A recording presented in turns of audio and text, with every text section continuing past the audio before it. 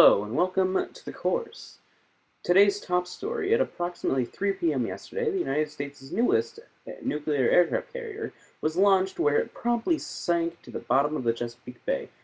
Unfortunately, we don't actually have any footage, but we do have this artist's rendition.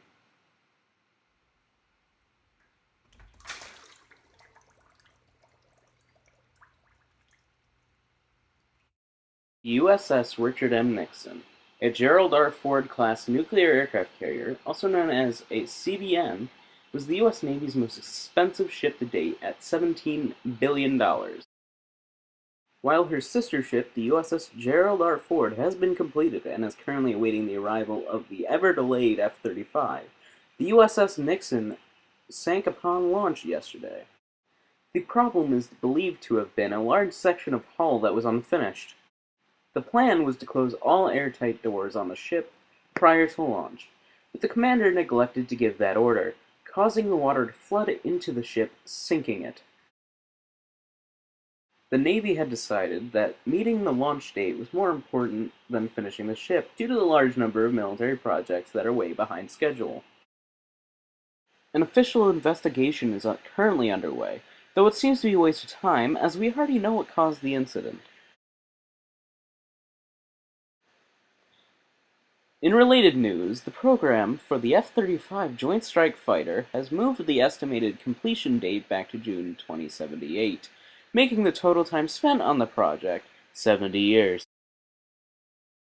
This delay is calling into question whether to continue the program or to load the USS Gerald R. Ford with conventional aircraft instead of the stealth fighter. The program, which has cost $400 billion as of March 2017, is to the point where it has become a joke to many of the military officials. Our resident military expert saying, quote, "The F-35 is the Ford Pinto of the fighter world, expensive, slow, and volatile."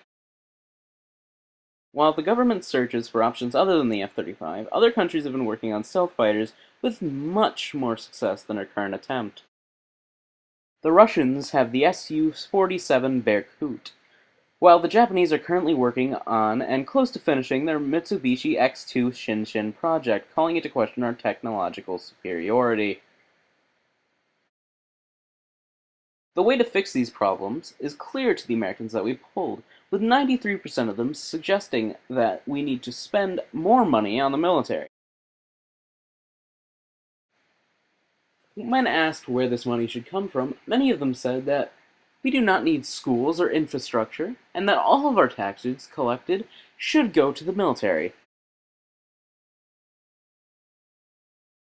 Once we have the best funded military in the world, these problems will go away, as our military will just throw money at these projects to make them go faster and have more satisfactory results. Thanks for watching the course, steering you in the right direction.